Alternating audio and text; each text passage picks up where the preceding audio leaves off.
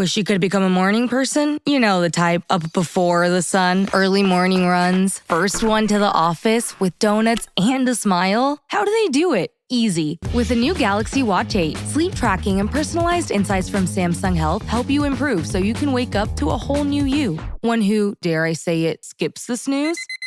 It's possible. Train your sleep with Galaxy Watch 8. Learn more at Samsung.com. Requires compatible Samsung Galaxy phone, Samsung Health app, and Samsung account.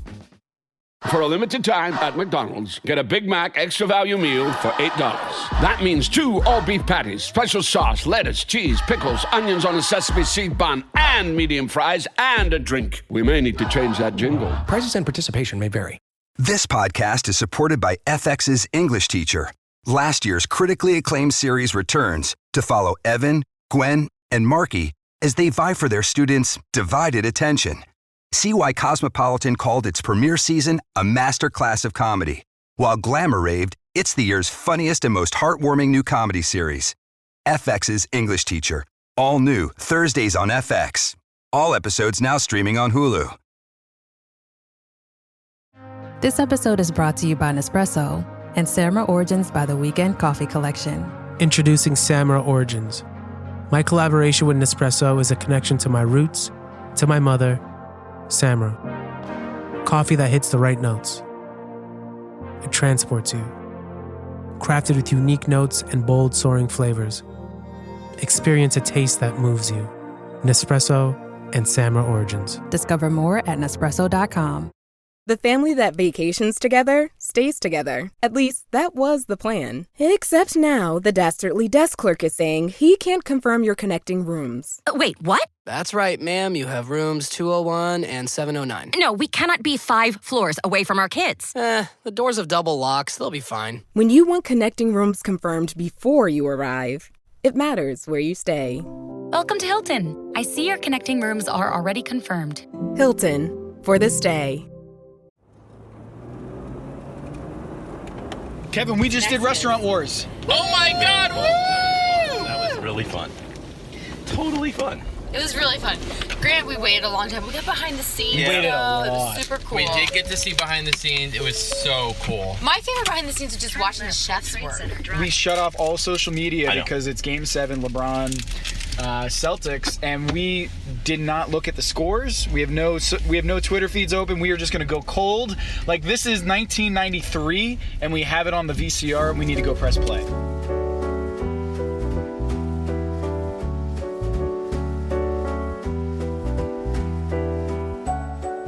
It's Pack Your Knives. I'm Kevin Arnovitz. I'm Tom Haberstroh. We're also here with Hershey Ash, restaurant consultant, friend of the show.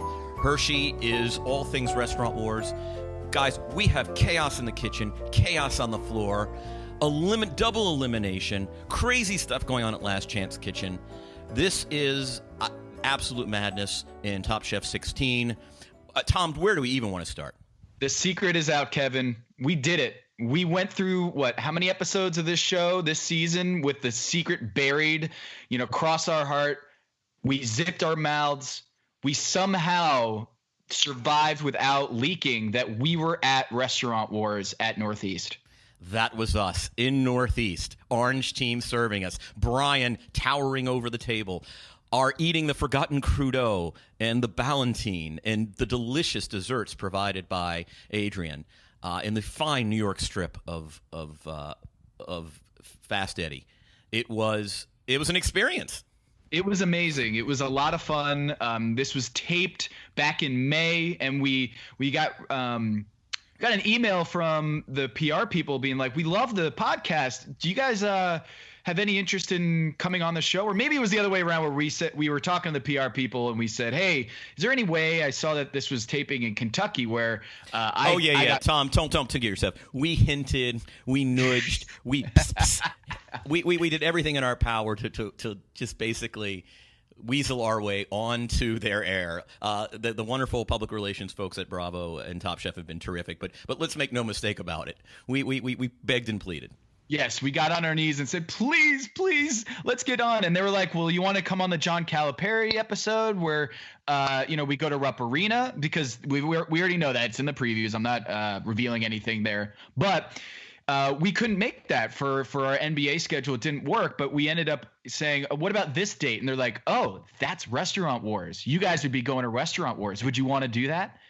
And we were like, there's a polar bear shit in the snow? Come on, let's go. So we, you guys flew in, you and Eric flew in. Allison and I, we made the trip. I think we drove into. You drove like 11 hours through the Appalachians. That's right. And we got to Allison's house in Kentucky, and you and Eric got a hotel.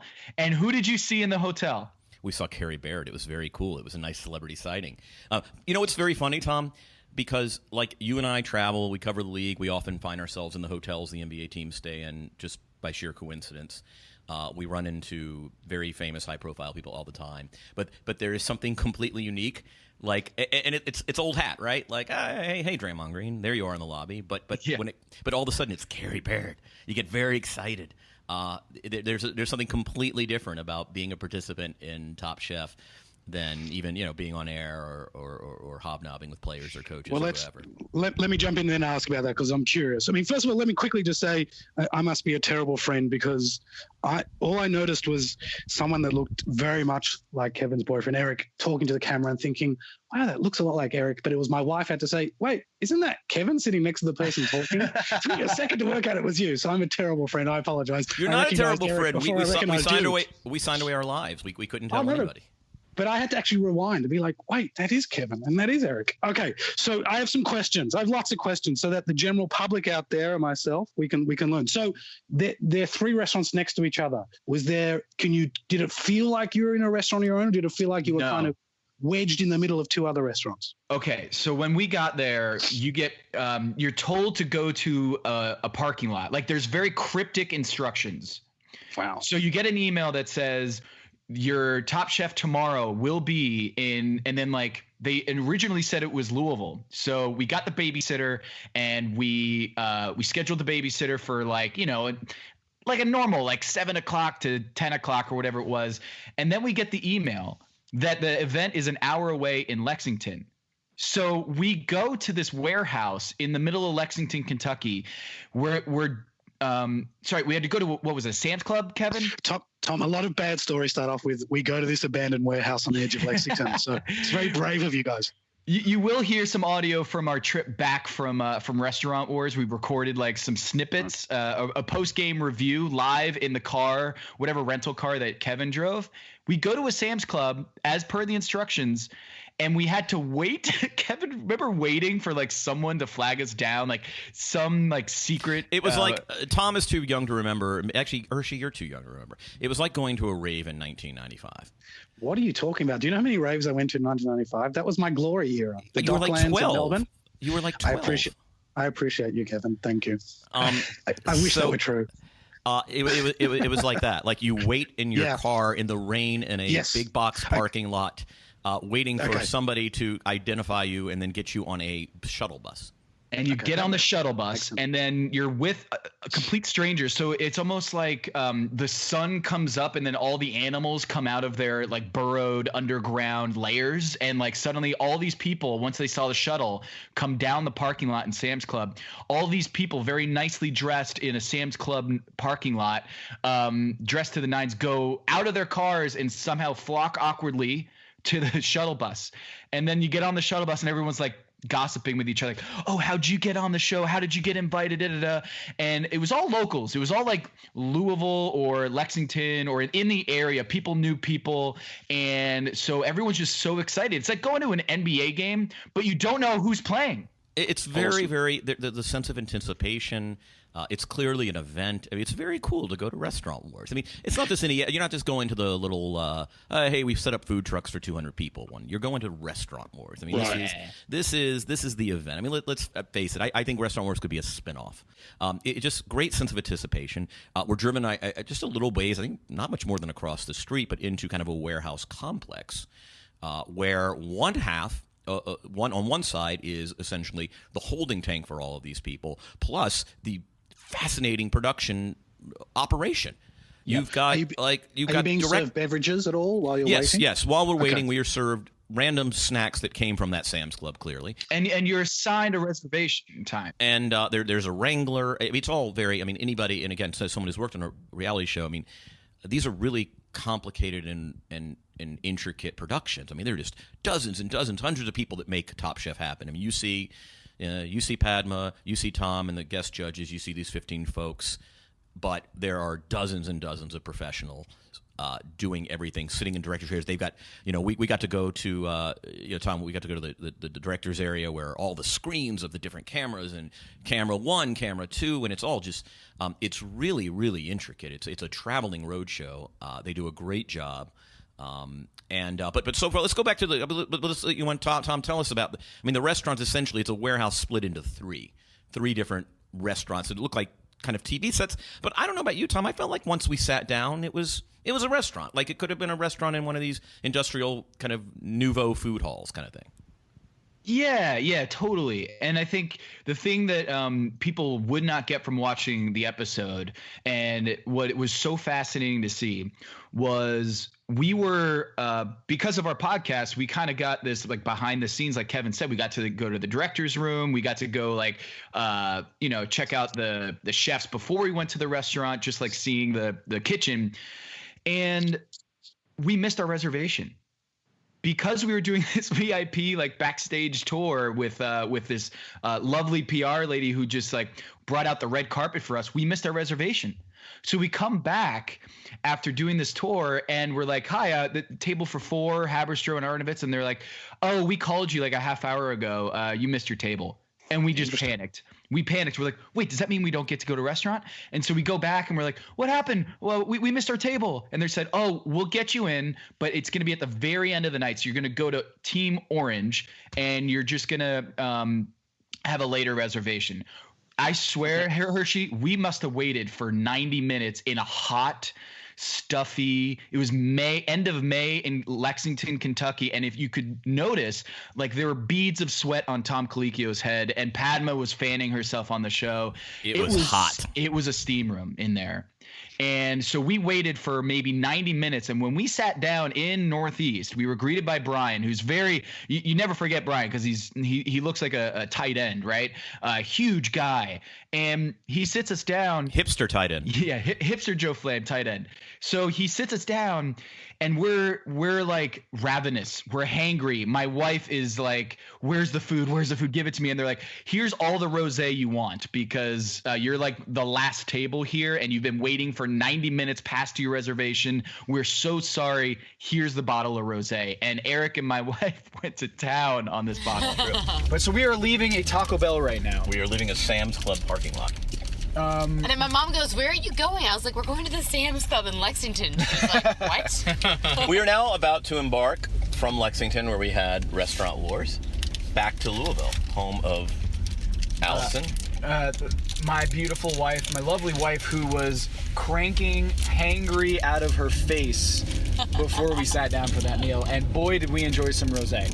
Yes, we did. The rosé was flowing freely. They did keep it going. So that's already a hospitality win. Okay, so that's a good question. So then, was there any atmosphere in the room? Was everyone sort of finished up eating by then? Was there any semblance of an atmosphere? I mean, I think it felt like, most restaurants at the, if you came in at a 9:30 or 10 o'clock reservations in a city other than New York. I think it definitely had we're toward the tail end of service, but there were still diners. It still felt, look, people were happy to be there, and frankly, the food was delicious. Tom, that we were absolutely blown away by the quality of the food. There was one reason I sort of was bullish on Orange Team last week, kind of tipped my hand a little bit, just because we didn't have, other than even the Forgotten Crudo, Eddie's Crudo, which was perfectly fine. You know what it needed? A little togarashi. That's what it needed, like a little sprinkle of some heat, and it would have been fine. But we were so impressed with the food. I think other people seemed to be really impressed with the food. But it definitely had the kind of tail end of service. But because you guys came late, you didn't really get to experience having to wait too long for your food. I guess you were the only table they were cooking, or? No. There were other tables, and I think the wait at that point, I think it probably moderated. It didn't come quick, but it was. It was not notable. Was it, Tom? Or am I forgetting? So there's one thing that happened that was really funny. So we get in. Brian like seats us, and we sit down and look at our table, and we notice that our tablecloth is filthy. And I'm weird about stuff like that. The tablecloth need to be replaced. Yeah, that was a little grody at the beginning. It was a weird opening. Was where we arrived at our table, we were seated, and the cloth was just filthy. My fork was sitting in all kinds of unidentified goo. There was crumbs on the table, some unidentified crumbs. But is that the fault of the chefs, or is that the fault of the serving staff? Let's also remember we were eating in a warehouse. We were eating in a warehouse that was 90 degrees. We sat at the Orange Team restaurant, which Northeast. Eddie, it was called Northeast. It was Eddie, Eric was one of them, Brian, and there's a girl. And Adrian. Yeah. Adrian. The four of them did it. They were all lovely. They were great. They came out to meet us, and they were shuffled away because they were not supposed to do that. Yeah, the guy was like, I didn't know there were patrons still out here. And he like freaked out and like shuffled them all away. I mean, let's remember that we arrived to dinner in a Sam's Club parking lot and then got on a shuttle to a warehouse. It was in a very sketchy area of Lexington. It was not the finest part of Lexington. So, I think a dirty tablecloth is fine, if not to be expected. Well, I don't know. I don't think it's fun. Yeah, as Kevin remarked, my knife is just sitting in goo, unidentified goo. So what happened was, Hershey, we decided we were like, we should tell one of the servers that we need a new tablecloth or something to be reset because there was like food everywhere on our table. I'm really weird about stuff like that too. No, I don't think I think it's disgusting. Yeah, carry on. So then a lot of people on Twitter, after they saw us on the show, they asked us, hey, this must have tainted your draft because you would have known that Brian at least makes it that far, and you must have drafted Brian because it would have tainted the objectivity of the draft, and we'd be biased. But I just remembering how backed up Northeast was for us, B, how there was food all over our table, and C, this was the fun part, we actually picked up all of our utensils, the candles, the tableware, and held them as the customers held them as the servers put the tablecloth back down. It was just the scene. It was amazing. It was one of these like restaurant wars. You'll never forget it. How you're holding all these things as customers while the servers can reset the table because it was restaurant wars. I mean, they didn't have enough bodies to handle it. So we were hoping the cameras were there to see it. And that is why, Hershey, that is why when people say you must have been biased towards Brian, I don't think so because we had up and down experiences. So it wasn't like they nailed it out of the park. The food was great, but because of the backup and the food on our table, the food on the tablecloth, we kind of felt like maybe this evened out, so there wasn't an advantage. Well, and then there was the other issue, right? Which is we know the show only had there were 12. We knew there were 3 restaurants. We knew there were 12 contestants. We knew there were only 15 to start. So okay, maybe a guy survives 3 weeks. That doesn't warrant. Oh, I'm gonna pick him first. Of course, right? But could you see who was out in the various kitchens though? No, not really. I mean, and also I don't recognize. Really. It was such a blur. Like I just can't. It was a very just busy, blurry, chaotic scene. Not just Northeast. I mean, the whole complex, right? I mean, I think all productions are to some extent. Yeah, but it was just like I didn't. Honestly, it was funny because when when Tom and I kind of started talking about like, hey, how do we want to handle this?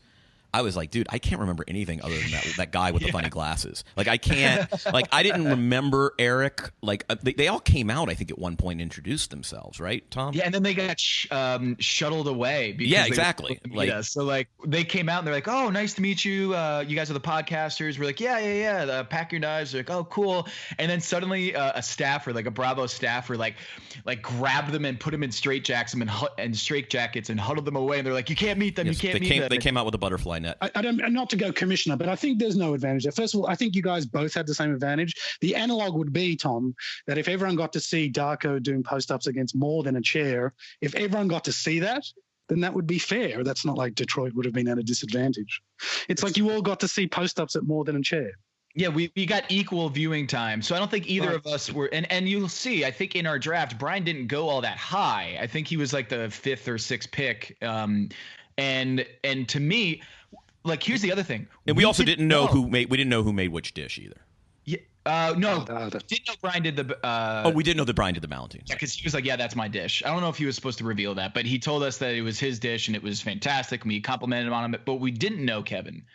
We didn't know how the other restaurants were doing. We really didn't know. We had no idea. Okay, so that was my question about if you could get a feel for what was going on. Yep.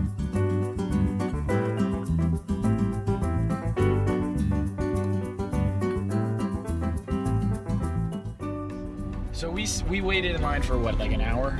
Yeah, the backup at Team Orange was pretty severe. And it was enough of a backup where I kind of felt like we were pawns in the whole game.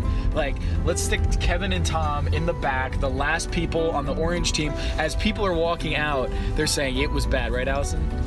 Yeah, one girl was like, I feel sorry for you. It was bad. But everyone was drunk. Yes. I mean, ladies were falling. They had been drinking for a very long time inside that restaurant. I think that's the biggest takeaway is if you go to restaurant, if you're fortunate enough ever to go to Restaurant Wars, you're going to see a lot of drunk people. Yes. And there's very little food to sop it up. No, there's no food to sop it up. Like, it is slim pickings. Hey, you know what though? They got limited budgets. No, I get it. They're here I get to it. show off their thing. We can stop for tamales. You know, Three like glasses of rosé. White Castle. 3 dishes. It's a 1-to-1 proportion. I kind of thought I had like a bottle of rosé. Which means if you thought it was one bottle, it was probably 2. So I thought the food was really good. Food was good. Small portions, but delicious. Yes. Hershey, I thought a lot watching this episode. We'll segue now into the episode. Probably listeners are like, screw you guys, let's talk about the episode. One, I kept thinking about your comment last week. It would be very interesting to see Restaurant Wars if each team was furnished with trained waitstaff. And by the way, I want to say this about the waitstaff. These are some of the kindest, nicest people we encountered in Kentucky. They get a bad rap. The truth is, they weren't all that trained. Many of them did not have sort of restaurant experience. They come right. That's not their fault. Right, exactly, and it's not their fault. And these people were kind. They were patient. They're so sweet. Yeah. By the way, clearly not restaurant professionals, but I would be very curious in future seasons to see if you furnished these chefs with real trained staff. You know, got a wait staff from existing restaurants in town. Or if that might be a really fun gig, or person who waits come out to wherever we're taping, and this would be cool. We get to be a waiter for a night on Restaurant Wars. Whatever. So the other question I had for you, Hershey, is it dawned on me watching the show and having been in the restaurant, there are really only 3 hands in the kitchen on a busy night on a Friday or Saturday night at a restaurant with, let's say, an occupancy or with 40 seats. How many people would be on the line and in the kitchen like in a regular restaurant?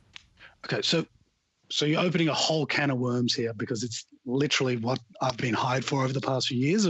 I advocate for very, very small kitchen crews. So you're kind of hitting in a kind of a sweet spot for me. But I would say like this, for a 40-seater, that's an adequate amount. If I'm really going to be honest with you. Only 3 human beings cooking food? Well, you have to keep in mind that there would have been maybe 2 or 3 human beings washing plates and dishes, which is half the kitchen roll as well. Yeah. I think that's enough, considering that they're not. You weren't ordering off a menu; they were just pre-making food and sending it out. So the way to think about it is not really like a restaurant, but more like a function room, to be honest. So it was, you know what I mean? Like they're not cooking to order. So that's a whole separate thing. Well, no, they were in the sense that so there were 6 dishes, right? There are 2 entrees, 2 apps, 2 desserts. We got to choose, right? It wasn't one of everything, right? Like I think we purposely at our table, Tom, if I'm not mistaken, we ordered 2 of each, right? Because we wanted to make sure that everyone got a little of everything. But by and large, like there were tables both people could have had the New York strip 0. You didn't know exactly what the quantities would be. So what I would like to see, and it's a thing that I advocate a lot for, is I actually think that is enough chefs, and for a few reasons, but also because there are a lot of restaurants. As soon as you start hiring more and more chefs, definitively, by definition, the actual quality of the expertise starts to dilute, right? So you need more and more people. So this is sort of this is the argument against expanding the NBA, the dilution of talent. Well, except with the NBA, you can now recruit internationally, whereas under certain administrative pressures at the moment in this country, recruiting internationally may be more of a challenge in my industry. But having said all that, says the person with an accent. But having said all that, no, you're my favorite, Hershey. You're my favorite immigrant. I'll just say this. Thank right you. Now, now that my great grandparents are no longer alive, you're now my favorite immigrant. Oh, thank you. That's good. You and my wife. That's good. It's two. I can collect. I think that that's enough. I really do think 3 is enough for what they're doing.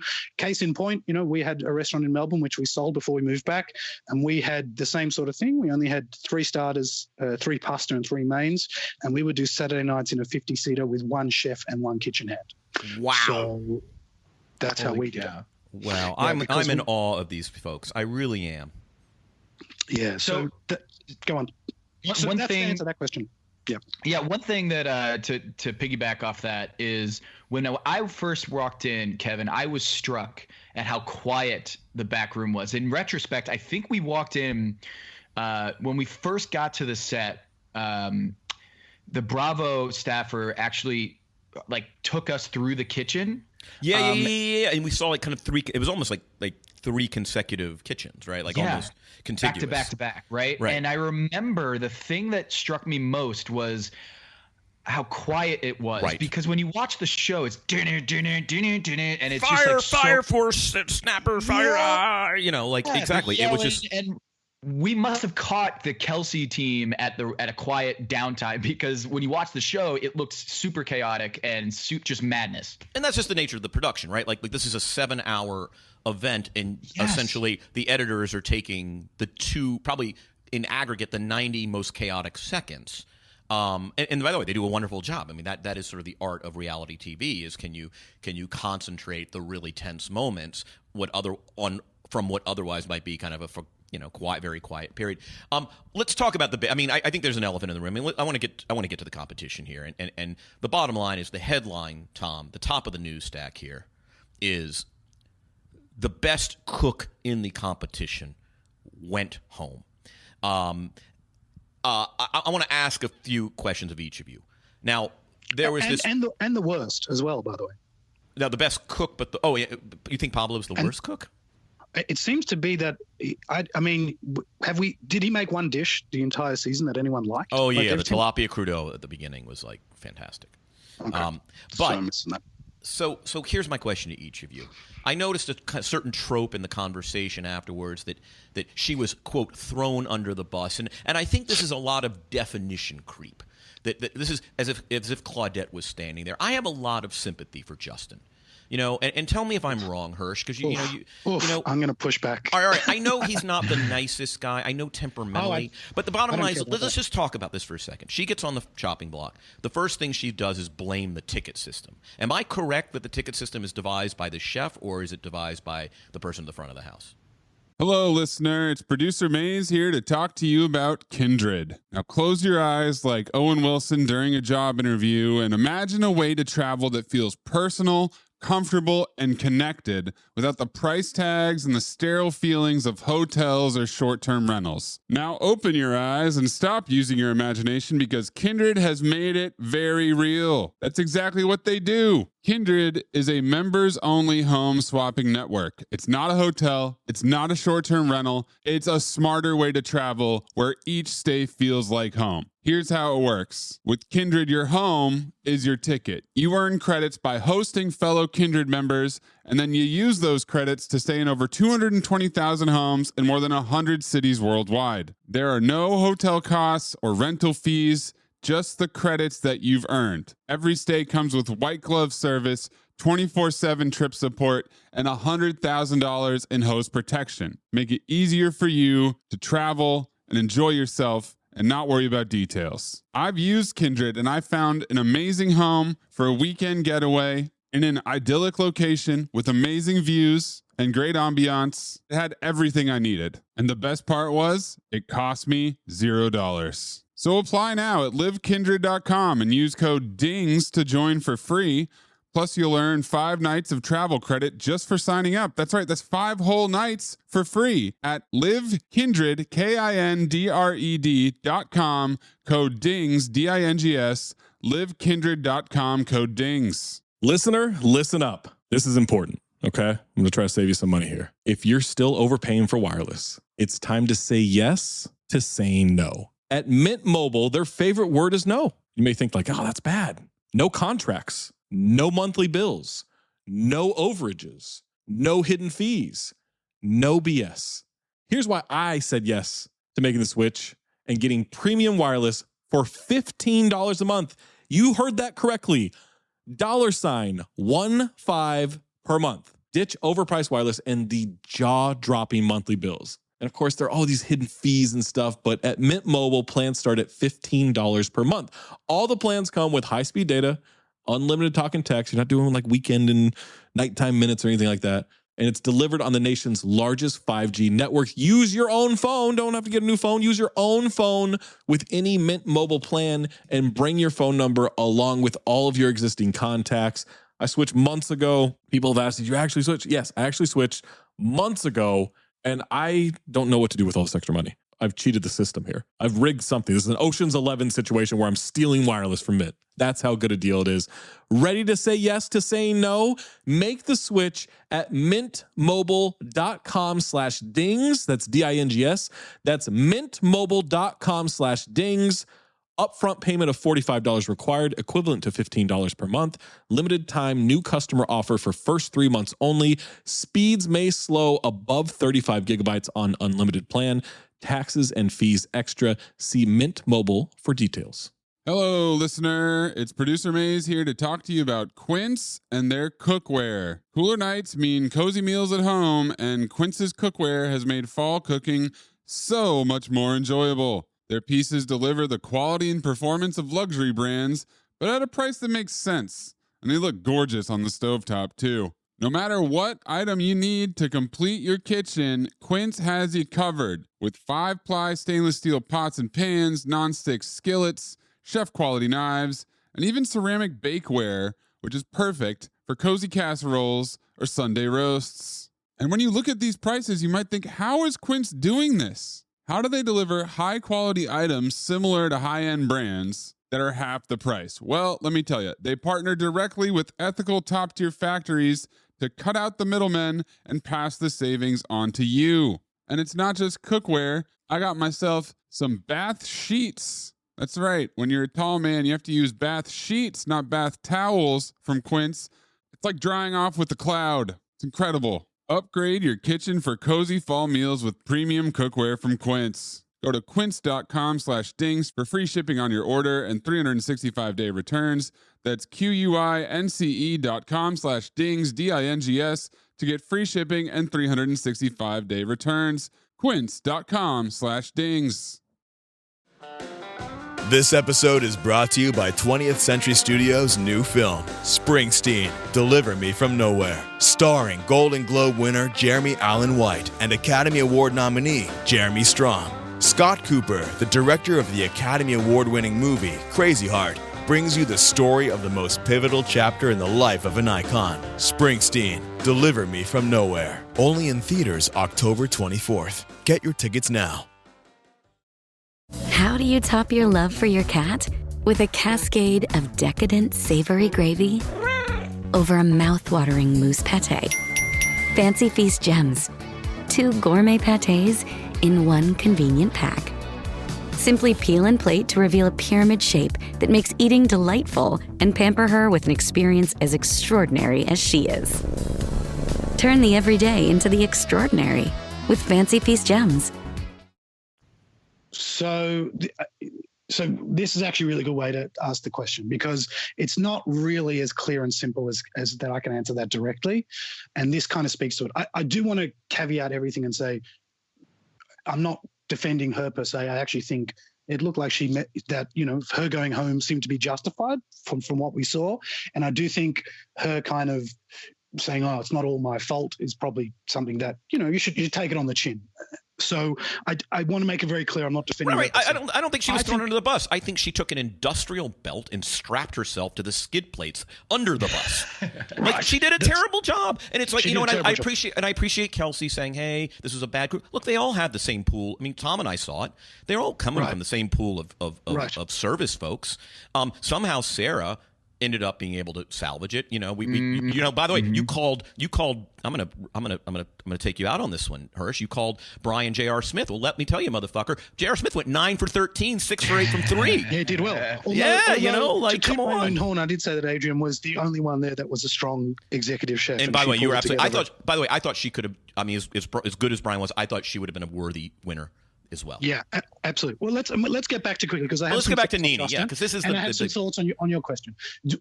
Specifically, you asked who's responsible for the tickets. So ultimately, who's responsible for it? You guys are not in charge of the stats that you guys get. You know, I've been fortunate, I guess, to see you guys get really great stats from Synergy. You guys, it's what you guys put in as to what you get out, right? You don't own Synergy, but you guys have the right to be able to contact people there and say, hey, we'd like to see a bit more of this, we'd like to see a bit more of that. Yet the quality of the information that you're getting is directly and proportionally related to how specific you are in what information you want. So who was in charge of making sure the staff wrote the tickets as requested? That was Nini. But who was in charge of saying, this is how I want the tickets to look? That's Justin. So it's on both of them. And this is important.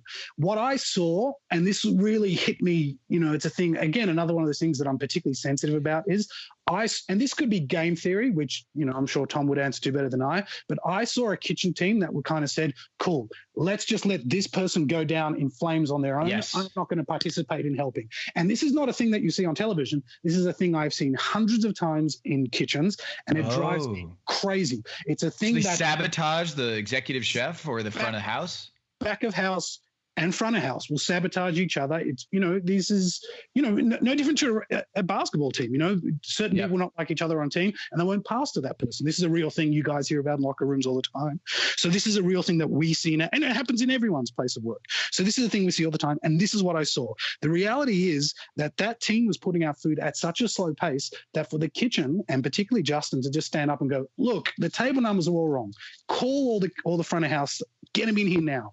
We're not sending food for 5 minutes. Get everyone in here now, and let's have a quick, okay, this is this table, this is this table. Let's have a 5-minute reset. Would have had zero impact when people were waiting 45 minutes of food anyway. You didn't slow anything down to do that. And that's a failure of the head chef to not stand up and say, okay, this front of house person is failing the ability for me to express my creativity to these people. They're letting down the experience of people are having enjoying the food that I'm responsible for. I am now going to jump and say, right, not take over the front of house team, but just pull everyone in and go, guys, this is what's happening. Let's have a quick reset. Part of that failure is on Nini, and equally part of that failure needs to be on Justin. That would be my opinion. But what's neat? I mean, again, I'm not. I feel like I'm being a honk for Justin, who seems like not the most pleasant person in that situation. But I just like what is Nini doing? I mean, isn't that like she's got a sorbet that she prepped and whatever and passed it off. I mean, like he's firing plate after plate after plate, which is going out, coming back. It seems at a rate of 1 in 3, and what's she doing for 5 hours? Yeah, okay, let me give you, because I know you guys love a basketball analogy. Do you remember that play that everyone talks about where I can't even remember his name? The Cleveland head chef, the Cleveland coach that got sent packing back to Europe. What was his name again? David Blatt. Remember the play where Blatt called for Delhi to shoot the open three and LeBron overruled him and swapped it? Yeah. Remember that playoff game? Okay. Everyone was like, that's the correct play. Well done, LeBron. This is the same sort of thing. At some point, Justin has to be like LeBron and go, look, it's time to call in. Nini's not pulling her weight. My customers, who are also Nini's customers, all of our customers are being affected. I'm going to jump in. And if the issue was more that you couldn't really fix it in sort of 5 minutes, so if the issue wasn't just table numbers but a whole raft of other issues, fine, so be it. But it looked like what they were getting angry and frustrated most by was plates walking to the wrong table. You can really fix that in a 5-minute reset. Not perfectly, but you can address it. All right, let me jump in here because I need to give some other perspective here. Being someone who went to Restaurant Wars, that Kevin and I were witness to how Northeast's line was backed up like crazy when we went. I thought all of them were, though. All of them were. I talked to Allison about this morning because my memory didn't serve. I didn't know. I asked her. I said, was it just Northeast or was it the other two as well that were backed up?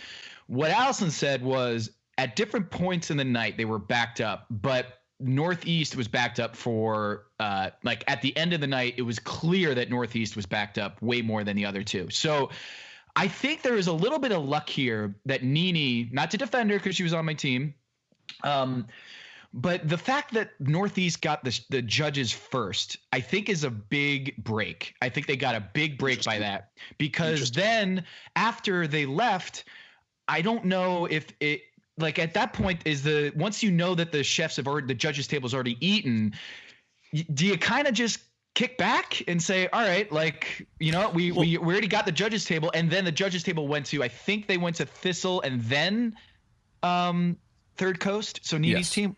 So I kind of feel like they got a raw deal there by having the judges the last, because that has the more risk of the backup, everything getting backed up. And I think Nene just got overwhelmed because of the fact that there was such a backup and people were going in wrong directions. And I think Northeast got lucky that they weren't the third team versus the first team. It was a small factor, not everything. No, I think that's fair. I do wonder though if they get to, I mean, this is maybe a little inside baseball, but do they get to watch maybe some sort of clips of what they didn't see, the judges, that is? I don't know. Or do they have a scout? I mean, that would be an interesting thing. Do they have a scout that tells them? By the way, this is an interesting thing, because I wanted to, Hershey, one of the things you kind of always talk about cultures. I was very impressed with Sarah, at least from the clips we saw on the show, of the way she handled staff. It's great. Her affability, my people. like, there's that study, Tom, that you and I have seen about how, like, Harvard did, that if teammates on the floor who touch each other, and like Steve Nash and Dirk Nowitzki, like, get better results from teammates. And she also, from an expedient standpoint, I think understands something that I think a lot of contestants don't, which is not to be cynical, but it's really all that matters is the judges' table. I mean, if you put out dog food for everybody else, at the end of the day, like, it's the judges. Like, when they came, it's like, Jesus is coming, look ready. I also found it amusing that she told the servers, her people, Padma, the banging hot one was what she said, which I found very amusing. But banging hot one, obviously, and then she was like, "Wait, they're all banging hot." Thistle had an interesting night, right? Like, Michelle, we've learned, is a pasta machine. She is, comes from Flour and Water in San Francisco. I picked her very high with this expectation, the sweet pea. Anna Lottie was I think Carolyn Stein said that she would have it as a permanent dish on her menu. That was a winner. And Michelle, you had said about kind of voice. Hershey, you were impressed with Adrian. Obviously, Michelle's a little quieter, but in terms of the expos, I mean, you would rank them Adrian, Michelle, Justin, right? Yeah, absolutely. I think, I mean, I have a number, I won't keep going, but I have a number of issues with Justin, just that sort of throwing up in the air. I thought Michelle got her team to the finish line. I thought, Adrian sort of came across as someone to really have, there's a complex personality needed to do that. You can't just be gentle and be my people. You have to be firm at time. And I think, on last week's episode, Tom, I didn't see that clip, but you pointed out there was a clip of her being firm about her tickets. Yep. And then Bridget and I, watched it together on Thursday night, and it felt completely fair enough. I actually liked the way she delivered it. To her point, which she said later they kind of made a joke later that she didn't yell at any staff, only yelled at Brian, which, case in point, that's, she knew that he could take being spoken to. Right, that's firmly. Pop and Tim Duncan, right? That's Pop. That's it. Exactly. That was, you see, you stole my analog, but that's exactly what it is. Sorry. No, that's good. That's spot on. I think we're seeing it the same way. If you can yell at the team leader, then everyone knows that there's a line there that can't be crossed. I actually thought Adrian did a spectacular job as what they showed. I mean, I thought Michelle did a good job. I think she failed in not, to what they asked her on. She didn't really taste the food, which is obviously, it's interesting to me. Like, you don't have to do what I do for a living. You just have to watch Top Chef, and what you learn is that constantly people are getting in trouble for not tasting the food. Like, at what point are people going to watch their own show and start tasting the food that they're putting up? Tom, you and I both loved Adrian's desserts too. I mean, again, I thought it could have been a pick 'em with Brian and Adrian. Kevin, I mean, that peach and that triple cream with the basil focaccia was fantastic. Kevin, I almost had to get divorced after that, because I ate all of Adrian's dish. The dessert, because it was so delicious. Which one? You ate the peach or the cheese? The peach. I thought they were both fantastic. And Allison was like, "Hey Tom, are you? Can we switch plates now?" And she looks over at my dish, and it's completely empty. Yeah, but Allison was already. She was 3 seats to the win at that point. Yes, she was flying high on rosé. So at that point, she was like, "I hate you," because I wanted that peach dish. It looked so good, and I was like, "It was so good." And she by the way, so mad at me. The triple cream with the basil focaccia was just fascinating and good texture. And I'm a guy who loves a cheese plate, and it was just a different way to go with blackberry. And I thought Adrienne has had a great night. And her comportment, I think it's okay to be firm. I talked to you, you only talked to me. No, she did it right. Yeah. And to me, she was the winner. To me, to my way of looking at it. But I think let's sort of carry on and talk about. Well, you know what? I don't know. Go in order. I mean, I will say I did enjoy very much the editors of the television show making fun of Sarah going through every dish like she was explaining very, very slowly running through the Constitution of the United States. I found that to be very amusing. I know, I think we've all had the experience in modern dining of where you go and the waiter comes over and says, "I'm going to tell you the specials." And then 6 hours later, you've passed out and fallen asleep. So that was fun that they made fun of that because that's. By the way, she handled it, I thought, very well at the judges' table, right? Like she said, she's got a very good at social cues because she said, "Hey, I was a little nervous, and look, you got all these power women at the table." And before they could continue to chide her, they were all laughing at the judges' table. So she did a very good job of deflecting. She absorbed the criticism, was self-deprecating, and by the time Padma had thrown that at her, she'd already come back and had them laughing about the power women at the table and Tom and whatnot. So further, the Paducah Jew is just like, I want her jersey. I'm so into it. It just really loved the whole thing. I mean, only the candied ginger in her gazpacho, I think, was the only blemish on her night. Well, Kevin, would you rather have the Paducah Jew jersey or the Eddie jersey? Because he did great on this episode as well. The Crudo, the Forgotten Crudo. The Forgotten Crudo. The Forgotten Crudo. But his New York strip, I think we both loved. Yes. And again, the Crudo just needed a little togarashi. He just needed a little sprinkle, a little chili, a little spice. Yeah, just something. It wasn't bad. It was just, it was just next to, frankly, it was next to the Ballantine, and then they went into 2 very good entrees as well. So the food, not to. Just aside from Brian sort of holding up and Adrienne being a good expediter, I think the food, we had 5 fantastic dishes and 1 decent dish, the Forgotten Crudo. They just nailed the food as much as anything. And I think that's what it looks like. Yeah, and they also said it was interesting to say this wasn't, I think Tom said, normally there's one team that really stands out in a restaurant wars, but it seems like, everyone had issues, I suppose. So no one really stood out as the clear winner, which may mean, I guess, no one really stood out as the clear loser as well. Hershey, do you feel validated by the Thistle? They got stuck in someone's throat. How amazing was that? Artichokes. Hey, let's talk about artichokes. I love skimming my teeth across the surface of an artichoke like everybody else. I just don't. It never feels. I don't know. I love the idea of artichokes more than It's like eating when I get crab legs or something. I don't want to work that hard. Disagree. I think there is something. There's the journey is part of the destination. I like that part of it, and also like the dinner. Let me tell you something, Tom. If the dinner check is 3 figures, I ain't no journey destination. But then you get the artichoke heart, and if you dip it in the butter, like when I grew up, I would have it was a delicacy. It was just an artichoke steamed for whatever it was, and then you dip it into the butter, dip it into the mayo, whatever you want, and then you take the artichoke heart and you scoop out the very tiny thistles, right, and the tiny blades. You scoop it out with a spoon, and then you dump the kind of artichoke heart, like the stem and that base, into the butter. It's just delicious. So I'm a big fan of artichokes and the thistle. What was Padma spitting out there, Hershey? Like what was? So the thistle is a flower, right? So if you're going to use it for the flavor is interesting. It's this kind of green, slightly aggressive flavor, which is great. You can offset it with a fat.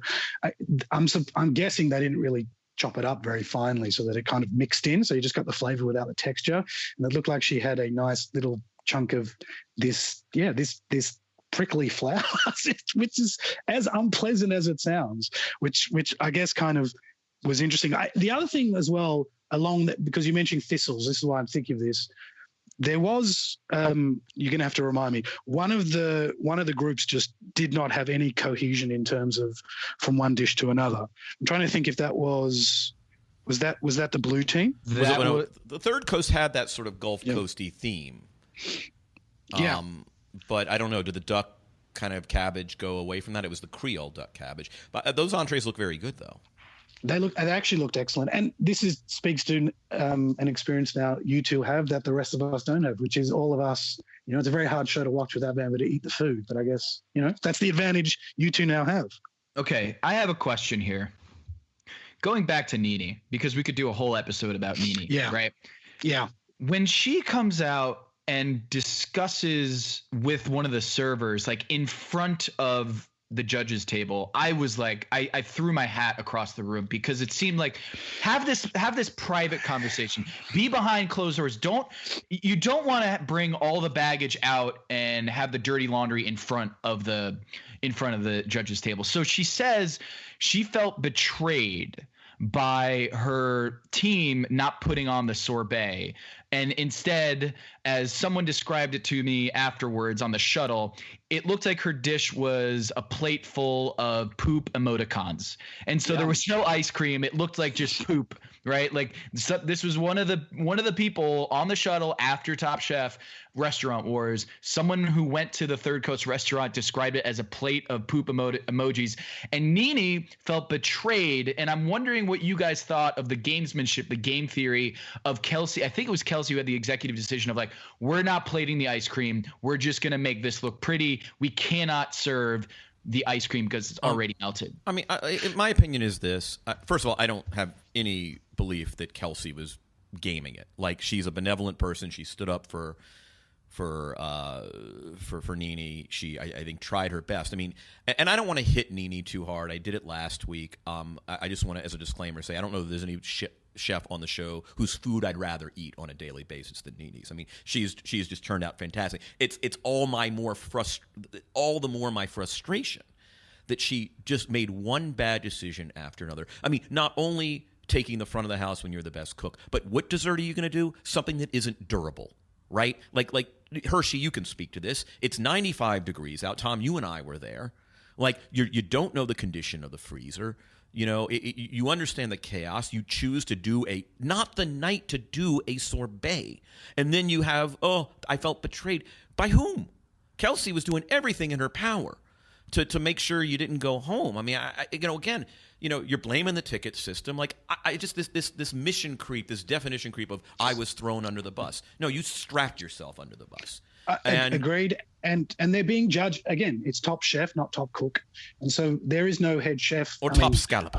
Yeah, top scallop, there you go. There is no real head chef. I mean, even in the restaurant example that I gave, with how we had one head chef and one kitchen hand, my business partner who'd be on the floor was essentially the person, the executive chef, of the restaurant. So the skill of being an executive chef is not being able to put together a dish, but being able to put together a dish that you can then have another human being replicate consistently, right? And then be able to educate that and get that done. So, the failure is very much on her end, even if there was a sabotage.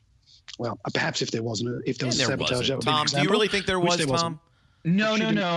I was just, I think those are one of those moments that it everything rises to the surface. In that moment, there was a decision made that we cannot put out a plate that is a soup, basically a melted sorbet. And you know what? She's not going to like this, but this is as good as it's going to be worse if we plate her idea of having the melted soup sorbet out there. We can't plate it. And it's one of those things, like Tom Colicchio always hits on this, is if you know it's bad, do not put it out, right? Kelsey made the executive decision. We cannot plate this, and Nene took the fall for it. And this is the thing, Kevin, you hit on this about your discussion of Nene. She chose to be the front of the house. Like, we can hammer her decisions because this is not something she was handed. This is something she wanted. By the way, imagine that team with Kelsey still doing her fantastic biscuit panna cotta dessert. But the front of the house, Nene can be back there. Nene's now probably, improving upon that awful oyster dish, which she probably could have nailed by herself. She can still do her sorbet or something else. Like just imagine a world where Nene is nailing one of the two appetizers, nailing a dessert. Kelsey's doing front of the house. She's so capable and competent and system-oriented. Hershey, is there other... I noticed that they put on the menu chocolate, just simply chocolate, which is kind of a both enticing and confounding way to sort of advertise a dessert. She probably got hurt by that as well. What do you make of that as somebody who's created menus? I don't agree at all. I love that notion of, we were just mentioning, someone reading too many ingredients. It takes away from the pleasure of the experience. I know if you want to know what's in the items, you should be able to ask and just say, tell me if there's cilantro. That's all I care. Yeah, that's it. Exactly. No, but that's actually, you're saying that as a joke, but it's true. Like, that's the thing that a lot of people don't like or might be allergic to. So just mention the things that people are triggered by or are allergic to, and that's enough. You don't need to go into a whole, are you ready for the That's the only trigger warning. I don't need the whole Megillah. The only trigger warning I need in life is cilantro. You know what I like is a trend that started a few years ago of just kind of Ari Tamor, my friend who did Alma and is now at the Little Prince in Santa Monica, just sort of ingredient, cereal, comma, ingredient, cereal, comma, ingredient, cereal, comma, ingredient. That's it. I'm a big fan of that. Yeah. Yeah, a big movement that started in the mid-2000s in super expensive fine dining London restaurants. So Petrus did it, and Tom Aiken used to do this a lot of. Yeah, they would just say the animal. That's it. It's lamb. That was the whole menu item. I do like that. So I'm a big fan of that. So Brian came out to the table and said that there were they wanted to showcase the humble proteins on the menu, and I'd never heard of the term humble proteins, so I'm guessing it's what? It's those chicken? Arrogant proteins that those egomaniac those pompous proteins. See, but I would think of pork is a humble protein, I think. Yes. But I do not think that scallops are a That's right. That's and certainly point. a New York strip is not. No. The New York strip is the egomaniac of proteins. Yeah.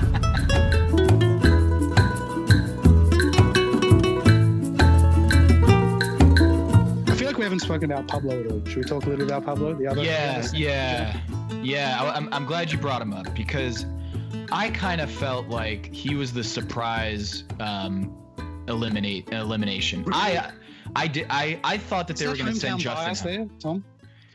No, because he's on Kevin's team. Oh, you're saying because I lived in Miami for a while and I've been to 27. So I kind of felt like it was almost contrived to me, the idea that Pablo was sent home, because I felt like both teams are on the bottom, and I had this thought that maybe they decided, all right, instead of sending two from one team, we're going to send one from each, and we have to pick the worst from each team. And because I felt like Justin not performed worse, but I thought that what happened with that Northeast kitchen was a lot worse than what happened with Pablo. So I agree, Justin should have been sent home, but I also think we're watching it as what we saw. I think that's why I asked the question if they would have seen. Like, if I would have just been the judges or in fact, you guys, I guess the only interaction I would have had was the Nini's failure, and then I would have had interaction with Pablo's failure because they ate the food. You know what I mean? Like, I don't know if they got to really see what was going on back in the kitchen, which is an interesting thing in its own right. I do think, his food just seemed really plain and simple, and then he was unable to execute something really simple, which is a skill, but I think he was the right person to go home. The only other thing is, and this is probably a better question for you guys, is because you're more into the game theory of this, is Brandon going to be this expert at just skating by to the final three and then pulling it together at the end? Because he seems to be just in the background, not hurting anyone. By the way, and completely pleasant. I feel terrible at my early commentary that he was the designated asshole. Seems absolutely lovely. I know. And he's been right. I think he had. And he's right. I think he had another one this episode. With Pablo's needs a little more heat or something, or I don't know. Just nailed it every single time. I don't know if he's got that kind of talent. I think at a certain point. And also, there have been a few misfires. By the way, he did participate in a trend I don't like, which is corn in strange places, Hershey. There's lots of corn in strange places now. And by the way, I love a sweet corn. I like a maize. Give me a humitas when you go to Latin America. I think there is a place for corn, but it's starting to pervade environments on plates that I don't need corn on. Right, but that also reflects really interestingly on what he is as a chef. So being a private chef is someone that is taking yesterday's trends and then delivering it in someone's house. That's very reductive and almost entirely insulting. And I'm comfortable being as insulting as this, but that's really what it is. So I do think we'll start to see with his food, like it is, he's cooking very 90s food. This kind of, here's a bit of red meat, here's a Jew underneath. No. And I mentioned that in the early episodes. There was something very like that 2000, the strip on the polenta, the very 2004. Yeah. All right, let me ask you a question, Hershey. Tomorrow you can hire one private chef for the rest of your life. Who is it? To cook for me at the house? Yeah, to cook for you at your house. It's just your private chef for the rest of your life. I still think Nini makes the best food. No. I mean, not among the contestants. I mean, in the entire world. Oh, in the whole world? In the whole world. Oh, man. Wow, that's really thrown me here. Holy smokes. I have no idea. I think... we'll come back to you at the end of the show. We'll come back to you at the end of the show. I don't know who listens to this around the world. I'm probably going to get an email from someone from saying I didn't, that I didn't choose them. I have no idea. Wow, what a great question. Okay, carry on. Wow. Oh yeah. Something. I had a couple more notes here, Tom. I think well, where are my other notes here?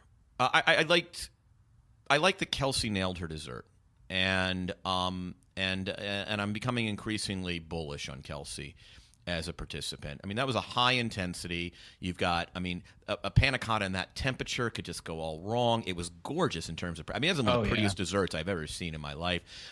I like the fact that there was an assertiveness. Again, I really think they win if she and Nini switch places. I really do. I'm 100%. I was just gonna say that seems like even more apparent now after watching the second half of Restaurant Wars. What a just a misstep it was to have Nini in front of house in place of Kelsey. I just thought Kelsey did a great job. And at one point, Kelsey just started laughing at the insanity of it all, like just laughing at the tickets coming back. And I'm more bullish. What? Sorry, I need to push back on that. As someone, I did not like that. You got to have some levity in this situation, but understanding Tom, the levity is not the issue. It felt very sabotaging. It felt really kind of, I'm not going to get involved. I'm going to let you just sort of go down on your own, rather than if this was a real restaurant and you were really the chef and it were going down, would you really be out the back going, how funny this is going down? You'd be thinking, what can I do to try and salvage this situation? Not for me, but for the poor human beings out there that are having to suffer through this, i.e. the customers. I don't know. I think there is kind of a therapeutic way or a cathartic laughter of okay, let's at this moment understand how ridiculous this situation is.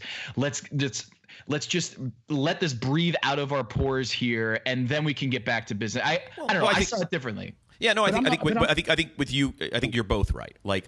So Hershey, you deal in an environment where tonight's mishap affects tomorrow's closure. I think Kelsey and Justin and whoever else are very aware that in 3 hours none of this means anything. They're literally going to fold up the restaurant, and everyone's going to go home. And you live in a world where if that happens on your watch, it's your career, it's the career of your chef, it's the lease that you're not going to be able to pay on the space. So that's true. I wonder if Kelsey, if this were a restaurant that they all had a material stake in, I wonder if it's different. This is truly just like a set. It's a Potemkin village. True, but wouldn't you? But yes. But I hear you. I hear you as well. But don't you think? Yeah. Yeah, but there's an element of me kind of being a bit cynical of saying, is this performative or is this really something that you're super passionate and proud of? Because even if I'm going to roll up tomorrow, it doesn't matter. I have a responsibility to deliver these people the best that I can. And are you a chef? Are you performing as a chef or are you a chef? Yeah, it's a good question. Closing thoughts. Just run through the roster of remaining contestants. Eric seemed to put out. We had his dish, Tom, and I remember enjoying it quite a bit. The scallop and pork. And I know there. But it was dry. It was salty. But ours wasn't though. Mine was. I remember it being I think it was very thinly sliced pork, and it just felt like it was overcooked. But the rest of the dish was fantastic, and it was one of those. I don't know if it was Padma or Tom who had a similar feeling, which was like if the other stuff was just so good, you didn't need the pork or whatever it was. I kind of that's a classic Tom Colicchio, just take one ingredient off the plate kind of comment. But my point is he continues to turn out really pretty impressive food. Eddie, first of all, I'm a spiritual soulmate of Eddie. Like his shock and sort of slight Eeyoreness is just I feel you look one upset with Eddie. by winning, and you're like, I'm just shocked. Yeah. And he's just, it's a lot of nervous energy, but the guy continues to make good food. And we have a Last Chance Kitchen. I mean, I just want to kind of tease it for everybody. I mean, it's absolute madness back there now. Oh, my goodness. They essentially recreate Restaurant Wars. I don't know what to do. Yeah. Now, I will say Natalie was bumped, and we're not going to get to enjoy her work anymore, which is a shame. They eliminated 2 out of 4 chefs, and only Nini and survived along with Brother Luck, Mr. Last Chance Kitchen himself. The 2 of them were essentially asked to recreate Restaurant Wars, essentially come up with a theme and 3 dishes in whatever, like 11 minutes or whatever it was, and so it was a cliffhanger. So we're going to find out, Tom, next week. One of those 2 individuals is going to walk back through that door. So Nini might be walking through that door. Brother Luck might be walking through that door. And we will be back to 11 contestants in the main competition, one of which will be either Brother or Nini. So, you might not be without Nini for long, Tom. I mean, your score sheet might look almost as if she didn't even disappear. Yeah, and I got to say, my team's looking pretty strong right now. If Nini comes back, I have Brother and Nini on my team, Kevin. No, so you've automatically got another entry next week. And either, as you know, Tom, whoever comes back, they're going to be a force to reckon with. Those are 2 very good chefs who could easily finish in the top 4. So that's a very interesting development with LCK. And it'll be fascinating to see who wins that. We do not have any clarity from Bravo or Top Chef of the loser of this Last Chance. Do they go back into the Last Chance pool, or are they just eliminated? Are they in the peanut gallery, with Waldorf and Stadler and the rest of them? I think that's a great reference. I think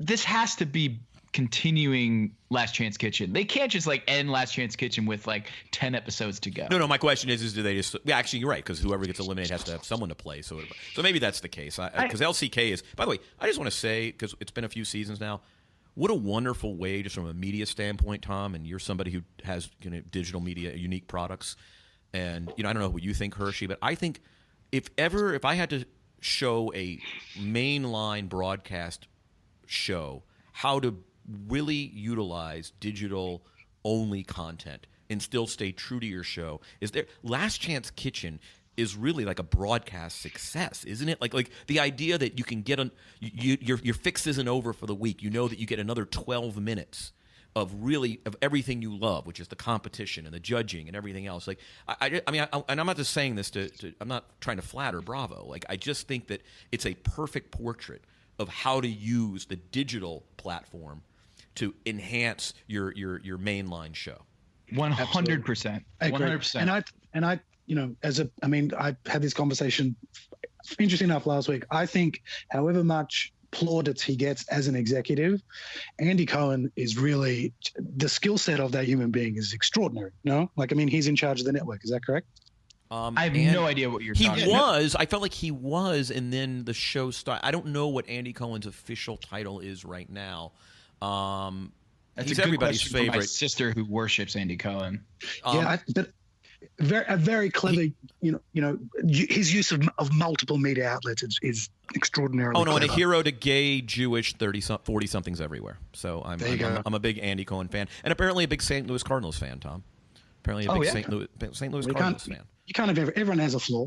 Yeah, I'm a little weird on the Cardinals. On one hand, I admire the organizational culture; they're kind of Spursy. But on the other hand, I grew up a Braves fan, and it's sort of they were always the fair-haired child and kind of annoying. But I did love Willie McGee and Ozzie Smith and that team.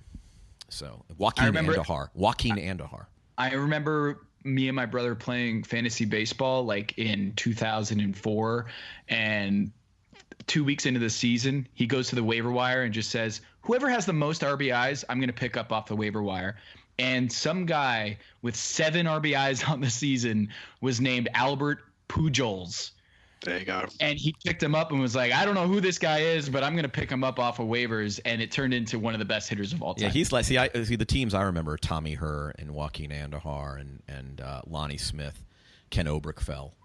I'm old, man. I am really fucking old. Like, those are the Cardinal teams I remember. Tito Landrum. I was saying Pujols because of how unfamiliar this Jose guy was. Akendo. See, I'm so much older than both of you. It's amazing. Anyway, Hershey, this has been such a pleasure, and your perspective as somebody who's really you face these questions. This is your professional pursuit. You answer and ask these questions every single night and day, and as you essentially your life is a restaurant war. So right. it's I really hope, appreciated. What we certainly, I mean, because now you can talk about it openly. So I guess what we've seen now is the pull that Tom and Kevin have with the producers of the show. So maybe next year we can get them to implement this, front of house experts to balance out the back of house. Yeah, I really think, Tom, I really think this would kind of be a really interesting development. What if these people were furnished with professional wait staff? How does that change? And you can still trip them up. Maybe you could still, give them a few. There's many ways you could trip them up. Right. You can put enough sand traps, I think, on the course. Have someone hit the power button out the back and they have to cook in the dark for 5 minutes. Stuff like that. You could have fun with it. But it would be really interesting, and I just think that. But Nini, to me, Tom, I'm still floored. One of the great. Will go down as one of the worst play calls, playing Marty ball, basically. Just one of the worst play calls ever. To attenuate your best skill. In favor of one you don't have. Well, and then the question is, how does that reflect on a chef? Like, it can reflect negatively on a chef, but ultimately she got voted off the island because of her front of house skills. I'm excited for her redemption tour because Brother. We have no idea. I mean, Brother and Brother's going to be big. Brother Luck back on the show. Goodness gracious, what a development that would be. Back in the main competition. We need to get Brother on this show, don't we? We need to. Yeah, we got to do that. It's time to break bread with Brother. Yes. You know what? This is for all those Bravo producers or Bravo Magical Elves, whoever it is. I think it'd be time to have one of them on the show just to kind of spitball some ideas to them and see what they think. Because like the idea of like the service wait staff, like I would love to just learn more about like the ideas going into Restaurant Wars or just the show in general. It'd be cool to just kind of pick their brain about the decision making that goes into the production of the show. Without revealing too much, I think that would be a fun guest. And also Brother Luck, and also Richard Blaze, and also gotta get some of our old favorites. We gotta get Mina in here. Mina back on the show. Mina and I were texting the other day, man. We gotta get Mina back. You're missing the best guest that you got to have on. Yeah. It's Unsteady Eddie. Oh yeah, we'll start bringing in some contestants. So I have a theory. I think Eddie could very well win this competition. I think he's an incredibly talented chef. I am a soulmate of his self-deprecating sort of nervous energy, and all the rest of it. And I think he'd be a terrible podcast guest. No. I don't know. I think. And I mean that not as an insult. Like I just no. We want to get Sarah on. I want to get Sarah on this show. I want to talk Southern Jewry, culinary jewelry with Sarah. That would be a lot of fun. The top point getters right now so far. Yeah, give me the standings. Yeah. In the Pack Your Knives fantasy teams, Team Kevin right now is trailing Team Tom, 46-60. The top scorers so far, Nini is still on top. Even with the elimination. She is at 17 points. So there isn't really another top performer, another juggernaut in the competition. David is actually at 13, the leading scorer for you. Then, by the way, had a very good week on a bad team. Yes. Yeah. Still a rock star, David. As good as Eddie, I think, on your team. Good a pick for you. So you got David. You have Eddie. You have Michelle. You have Sarah. Michelle, sleeping giant, by the way. Michelle. You have Eric, and you have Pablo. Just got booted and is now on a stool in Last Chance Kitchen Dungeon. For me, I've got Nini, Brian, Adrian, Justin, Kelsey, Brandon, and brother. So I have 7 contestants still alive. It will get whittled down to 6. You know what? I know I'm down. I like my team. I think Michelle could pasta her way all the way to the finals. I think Eric is a sleeping giant. I really like my team. Pablo has been a total disappointment. He's my Darko Milicic to echo a Hershey reference early. A high pick that is flamed out. My Anthony Bennett, but I believe in my team, and we're just going to go out there and take it one episode at a time, and give it our all. Be aggressive out there. We're going to be aggressive out there. You cook your food. You got to take what the menu gives you. Take what the competition gives you. All those things. I believe in my team and its culture, and I'm down 14, but I'm confident. I think. I mean, maybe we should talk about this offline, away from Tom. But I just think Adrian needs to be a trade target, a mid-season before the trade deadline. Well, let me counter with this. I thought her desserts were beautiful. She's clearly an expediter. We love her temperament and comportment. I think she's had a series of some bad decision makings in competition. And that's fine. I'll keep her. That's fine. I like Adrian. Like, honestly, like hey, I'm with you, Hirsch. If I had to start a restaurant tomorrow, I think she'd be on my team. I mean, if I had to draft for Restaurant Wars, like specifically Restaurant Wars, like that, she would be one of my 4 without question. But she has demonstrated, and I don't mean this as a terrible insult. Like, a couple doing pasta when there's not time. There've been a couple of kind of misfires. I don't know. Has she made? Although we loved her. I mean, Tom, you're right. Those desserts were fantastic. You know what? I think you have 6 contestants. Let me run through it real quick. Eddie. You have 5 contestants. Eddie, Michelle, David, Eric, and Sarah. I don't think you're trading any of those. I think they're all just about untouchable. Like, I like my team.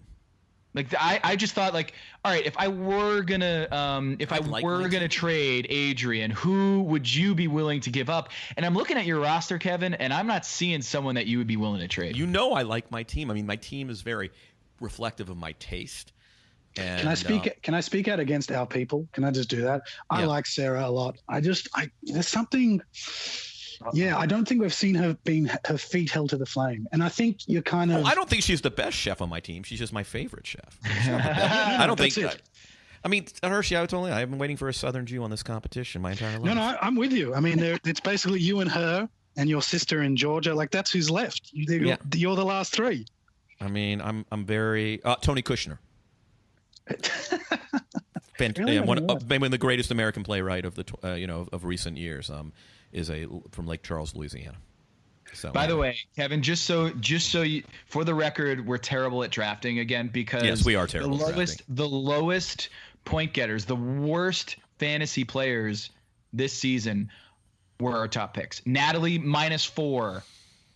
Then you have Pablo, who was basically your 1A pick or 1B pick. Like, you drafted Eddie first, and then you went with Pablo, and Pablo is at -4 too. So both of our number 1 picks essentially, Tom, are going to have the worst outputs. It feels like it's been 3 years since tilapia crudo with green apple vinaigrette, sweet potato bourbon puree, and togarashi chips. Man, Pablo came out of the box.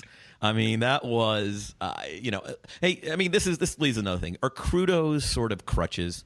I mean, Hirsch, what do you think about this? We're at a point where even amateur chef with enough time and ingredients can put a great crudo, and it deceives us into thinking they're brilliant chefs. What do you mean time? I don't think you even need time.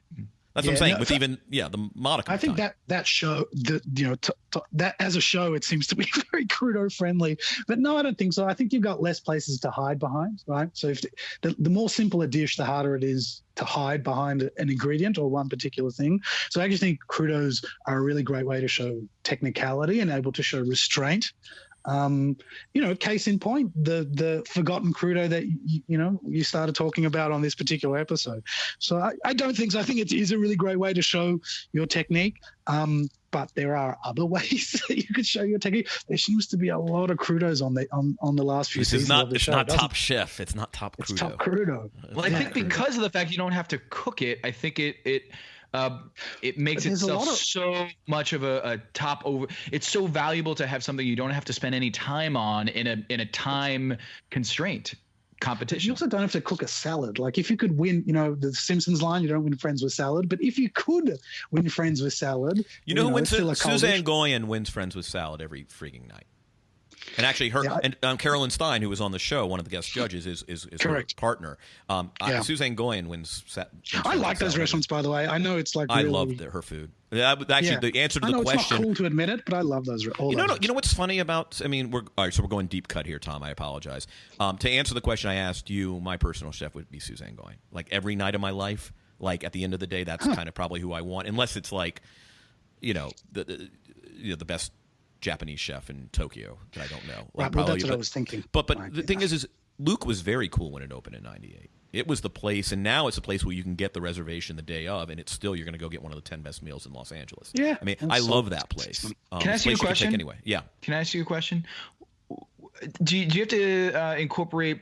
I'm going to be living with this person essentially for the rest of my life? They don't have to you don't have to when you pad downstairs in the morning to get your coffee. They're not going to be standing there reading the paper. Okay, so personality and just like that. They're in the back house. In fact, if you don't even want to see them, you don't even have to see them. The food is just because that's an important factor. Yeah, right. Tom, who's yours? I didn't hear that. What'd you say? Who's yours? What's your choice? Oh, I was thinking because I was incorporating the personality. I kind of felt like. Dale Talde from Top Chef All Stars. That'd be a good choice because I feel like he knows enough basketball, enough sports. But I went to one of his.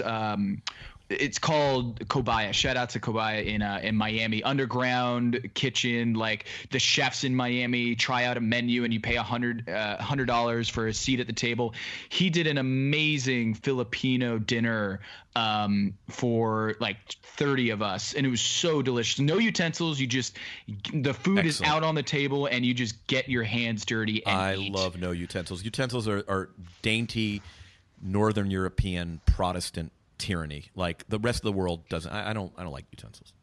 I want to. Yeah, we went to the Ethiopian restaurant in Boston. That was like I was so happy with that. It was so good. So anyway, that's my pick. Hershey, have you come up with one? I feel like I have to fly an Australian flag. I'm just trying to think who I would pick. I mean, that actually changes it. The thing of this is really hard to answer without offending anyone. But if you would have asked me, like, I guess if I didn't have to talk to, you know what? This is what I'm going to choose. I'm going to choose my old business partner, Dino Esposito, just because the really authentic Southern Italian food, and he's very, very. You like all that red sauce business? So his ability to blend the aggressive flavors of the Southern Italian food with super, super, super delicate, so he's from Campania, down on the Amalfi Coast. So that sort of, very light and delicate seafood, and be able to put that together with more aggressive flavors is particularly unique. Dino has very famously a very abrasive personality. So, there's that to go with it. But yeah, I would probably choose that, or probably, I don't know, maybe. Yeah, that'll do. Maybe one of the McConnell brothers, possibly as well, flying the Australian flag. But yeah, it's a really hard question to answer, because do you choose? Here's the question. This maybe we're getting off track, but you could do a whole pod about this. Are you going to choose someone who's particularly strong in a particular type of food, but 2 years into his assignment of working at the house, you're like, oh my God, I just want something different? Or do you choose someone whose expertise is spread a little thinner so that they can provide you diversity of flavors, but it's not as precise? Yeah, that was my thinking with Goyen. Is I mean, granted, I live in California, so she's just kind of. She's has been important to the kind of California.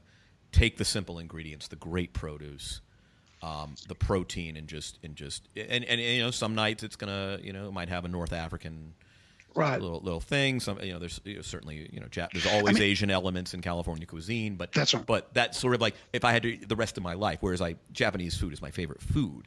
I don't know, but maybe I just think that she's the great generalist. Right. I would also choose, to be fair, speaking of people who I've worked would be Chef Tim Carey, who is the creator of one of your favorite dishes, the sea urchin panna cotta. Oh God. But yeah, so just his ability Tom, the sea urchin panna cotta. Holy goodness! I hope you can have that with me sometime. Yeah, he's actually available if anyone wants. He could be talked into doing some home cooking at the moment. Apparently, some private chefing, I should say. So, you know what? Maybe from one of my big birthdays, I've always wanted to do that. Is have like a chef cook for my 8 best friends or whatever, or just at home 10 best friends, whatever, and just kind of that would be a perfect birthday evening. Hey Kevin, let's give a round of applause and a thank you to Bravo for having us at Restaurant Wars. I mean, that was such a cool experience. One of the top 5 moments of my, professional career. This was a hobby that we just decided, hey, what if we just recorded our phone conversations that we have recapping the show, and it turned into going to Restaurant Wars. Thank you so much. It was fantastic. Bravo did a great thing. I think the hilarity of the fact that actually it was my partner Eric Schwartzel who got the big laugh line on the show. As he texted me, so Eric and I always have this funny thing where on Top Chef at these, various, when they're showing kind of the patron response, they always cut to like a gay couple saying something like, the flavors were great, and we always it's been kind of a funny running joke with us with like we want to be Top Chef gays, and Eric got to be a Top Chef gay. He really did. He got none of us remember the Crudo. Like it was just a rosé-fueled quip that will forever resonate in our memory. I'm with you, Tom. This was one of the great highlights of my year last year, and of doing this. Like, what a joy! A year and a half into our little project here to be guests at Restaurant Wars. So thank you, Bravo, and thank you, Top Chef. And thank you, Hershey, for joining us on Restaurant Wars. Always a pleasure. Thank you very much. Great week. We didn't even get to talk about Kawhi's return to San Antonio. We'll have to do that another time. Yeah, we'll do that another time, another pod. This is Pack Your Knives. So